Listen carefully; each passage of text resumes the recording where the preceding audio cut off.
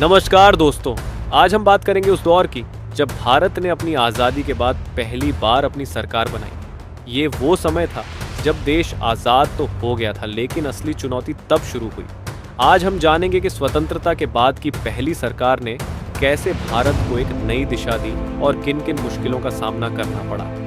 15 अगस्त 1947 भारत की आज़ादी का दिन।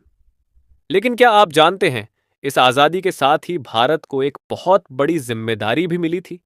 एक नए और स्वतंत्र देश के लिए सरकार का गठन करना और उसे चलाना।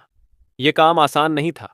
देश के पहले प्रधानमंत्री बने पंडित जवाहरलाल नेहरू। नेहरू जी के सामने चुनौतियों की कोई कमी नहीं थी। देश का बंटवारा, लाखों लोगों का विस्थापन, दंगे और सबसे बढ़कर एक नई राष्ट्र की बुनियाद रखनी थी।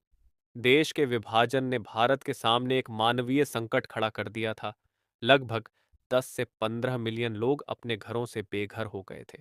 इस बीच सरकार का पहला काम था इन विस्थापित लोगों का पुनर्वास और शांति बहाल करना। दूसरी बड़ी चुनौती थी 500 से ज्यादा रियासतों का भारतीय संघ में विलय। ये काम गृह मंत्री सरदार वल्लभ भाई पटेल के कंधों पर था। उन्होंने अपनी कूटनीति और दृढ़ निश्चय से लगभग सभी रियासतों को भारत का हिस्सा बना लिया।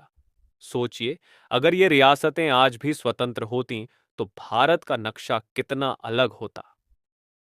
अब बात आती है संविधान की। भारत को एक ऐसा संविधान चाहिए था जो देश के हर नागरिक को समान अधिकार दे और लोकतंत्र की नींव मजबूत करे। इस काम के लिए भीमराव अंबेडकर को चुना गया। संविधान सभा ने लगभग 3 साल लगाकर दुनिया के सबसे बड़े लोकतंत्र के लिए एक संविधान तैयार किया। 26 जनवरी 1950 को भारत गणतंत्र बना और इस दिन के साथ ही भारत की पहली सरकार का सपना पूरा हुआ।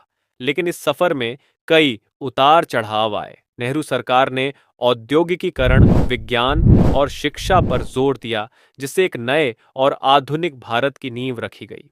दोस्तों, ये थी कहानी उस सरकार की जिसने आज़ादी के बाद भारत को एकजुट किया और आगे बढ़ाया।